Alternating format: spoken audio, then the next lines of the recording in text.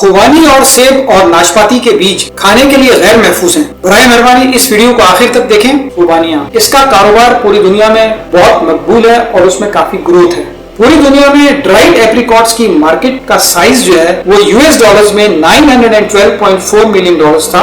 Market को further expect किया जाता है कि ये ग्रो करेंगी at a compound annual growth rate of 3.8% और ये जो पीरियड होगा वो 2024 से 2032 के दरमियान होगा। इस पीरियड के दौरान इसकी वैल्यू यूएस डॉलर्स में 1272.33 मिलियन डॉलर्स हो जाएगी। ड्राइड एप्रिकॉट्स मार्केट यानी जो सूखी खुबानियां उनकी जो मार्केट्स हैं उनकी किस्मों को हम समझते हैं। एप्रिकॉट यानी कि खुबानी का एक बहुत वाइटल रोल होता है इंडस्ट्रीज के अंदर। अब ये जो इंडस्ट्रीज हैं कितनी किस्मों की हैं, उनमें शामिल है food processing industry, health food and nutritional product companies, snack food manufacturers, baby food manufacturers, breakfast cereal manufacturers, confectionery industry, restaurants, hotels and food service providers, इसके अलावा रिटेलर्स एंड सुपरमार्केट्स। अगर हम ड्राइड एप्रिकॉट की exports देखें world wide 2023 में, तो इसमें सरे फहरिस्त जो है वो टर्की है। टर्की की एक्सपोर्ट्स जो है वो 2023 में $395.53 मिलियन रही है और ये यूएस डॉलर्स।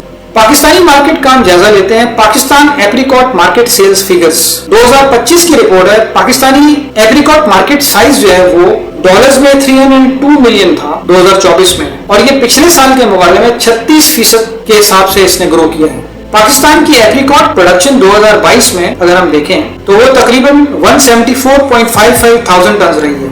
इसकी डोजिंग का अभी तक अंदाजा नहीं लगाया गया। जो प्यूरिफाइड एप्रिकॉट कर्नल ऑयल होता है, खुबानी का तेल, वो इस्तेमाल होता है फ्लेवरिंग के तौर पे फूड में और लिक्वर में यानी शराब में, और कॉस्मेटिक प्रोडक्ट्स में भी इसका बाज़ दफा इस्तेमाल हो जाता है। लेकिन अगर हम मेडिसिन के तौर पे इसको इस्तेमाल करेंगे तो अभी तक एनफ रिलायबल इंफॉर्मेशन हमारे पास मौजूद नहीं है कि हम ये बता सकें कि इसकी एप्रोप्रिएट डोज यानी खुराक जो है वो कितनी हो सकती है। लेकिन बस जहन में ये बात बिठा ली जाए कि लार्ज डोजेस जो है वो डेंजरस हो सकती है। पाकिस्तान की वेबसाइट है सेलिना, इसमें पर किलोग्राम या पर पाउंड जो है एप्रिकॉट्स की जो प्राइसेस हैं वो आपको मिल जाएंगी यूएस डॉलर्स में। तो इसमें भी आप खुबानी की प्राइसेस का अंदाजा लगा सकते हैं पाकिस्तान की मार्केट के अंदर। पाकिस्तान जो है वो 3 लाख टन ताजा खुबानी पैदा करने वाला मुल्क है और ये one of the world's largest producers हैं। ज्यादातर जो खुबानी है वो गिलगित बल्तिस्तान और बलूचिस्तान से आती है। 96% इनकम जो है ना इस सेल की वो डायरेक्टली स्मॉल फार्मर्स को जाती है ताकि वो अपना गुजर बसर इससे कर सकें और उनकी जो गुर्बत है वो दूर हो सके। पाकिस्तान 384 टन जो है वो ड्राइड एप्रिकॉट्स एक्सपोर्ट करता है और 138 टन फ्रेश एप्रिकॉट्स जो है वो एक्सपोर्ट करता है। इसमें बड़ा ह्यूज पोटेंशियल है एक्सपोर्ट्स को इंक्रीज करने के लिए, क्योंकि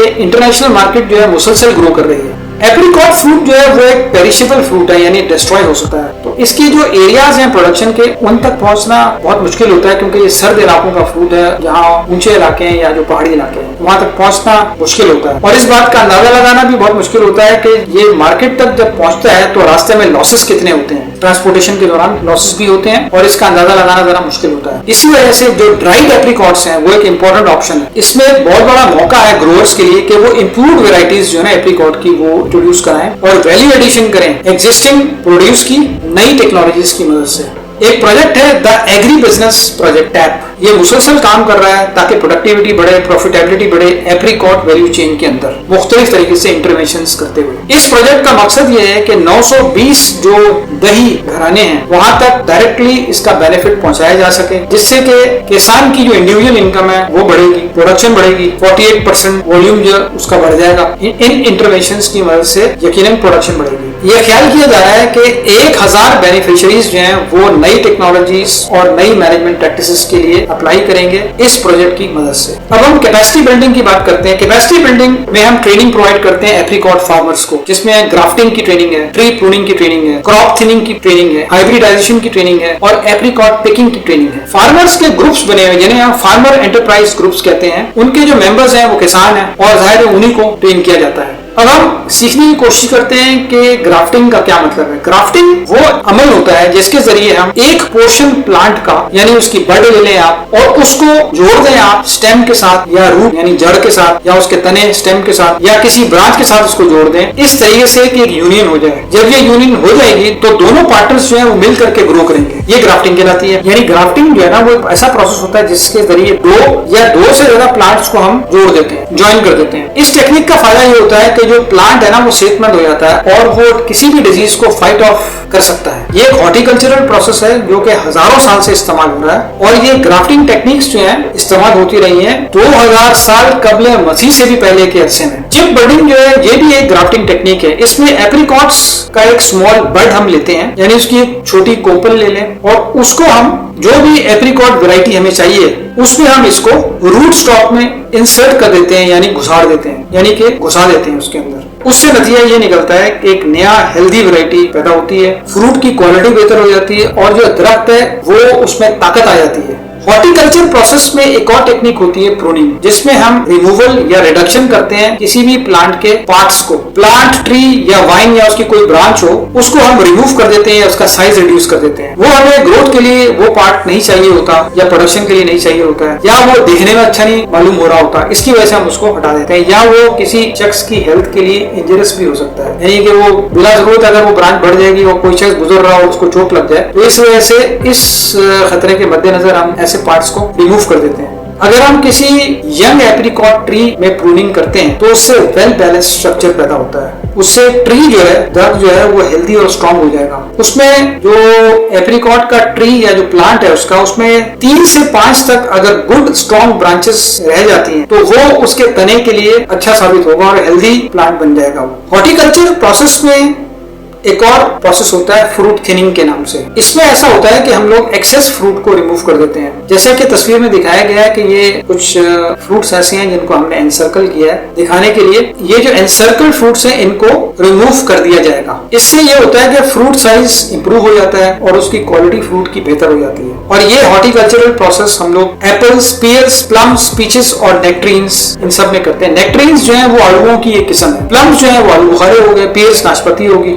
एप्रिकॉट थिनिंग का जो प्रोसेस है ना वो एक बहुत सिंपल टास्क होता है। फ्रूट को हाथ में पकड़ते हैं और ट्विस्ट करते हैं और वो हाथ में आ जाता है आसानी से। ब्रांच को कभी खींचना नहीं चाहिए अपनी तरफ। अगर आप खींच करके फ्रूट को तोड़ेंगे तो ब्रांच के डैमेज होने का खदशा है। ये रफ हैंडलिंग नहीं करनी चाहिए। हॉर्टिकल्चरल प्रोसेस में एक और प्रोसेस होता है हाइब्रिडाइजेशन। हाइब्रिडाइजेशन बुनियादी तौर पे दो किस्म के होते हैं, एक तो इंट्रा स्पीशीज होता है और दूसरा इंटर स्पीशीज। इंट्रा स्पीशीज में सेम स्पीशीज की क्रॉसिंग होती है और इंटर स्पीशीज में डिफरेंट एप्रिकॉट स्पीशीज की क्रॉसिंग होती है। रिसर्च से पता लगा है कि जो इंट्रा स्पीशीज हाइब्रिडाइजेशन है उससे ज्यादा फेवरेबल रिजल्ट्स मिलते हैं, यानी कि सेम स्पीशीज के दरमियान जो हाइब्रिडाइजेशन होती है उससे फेवरेबल रिजल्ट्स मिलते हैं। और ये पैलेस्टाइन ग्रुप जो है उसके अंदर ये तजर्बा किया जा चुका है, फलस्तीन के अंदर। अच्छा, इसमें दो टर्म्स मैं आपको समझा दूं, एक प्लूवॉट है और एक एप्रियम है। अगर हम आलू बुखारे को और खुबानी को क्रॉस करवाएंगे तो उससे जो फ्रूट पैदा होगा वो प्लूवॉट कहलाएगा और उसकी शक्ल जो है वो आलू बुखारे से ज्यादा मिलती जुलती नजर आएगी। अगर हम प्लम और एप्रिकॉट को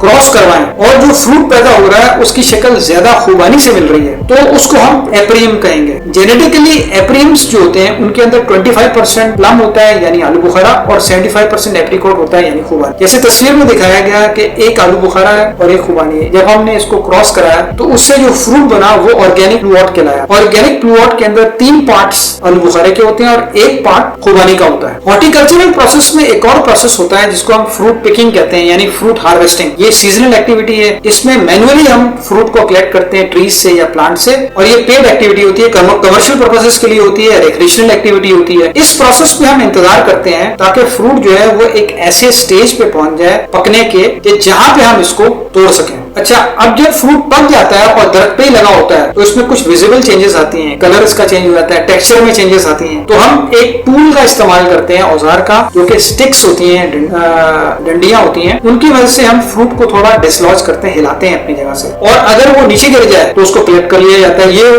फ्रूट पिकिंग कहलाती है। फ्रूट पिकिंग जो है वो बहुत जरूरी है ताकि मुख्तलिफ किस्म के जो फ्रूट्स हैं उनको मार्केट के अंदर अवेलेबल कराया जा सके कंजम्पशन के लिए।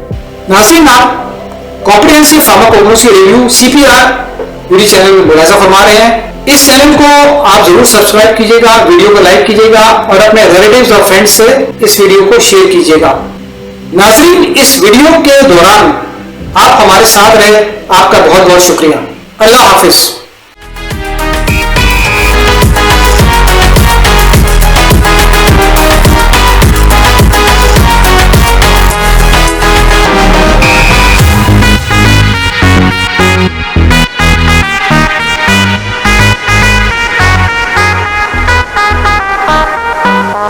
है।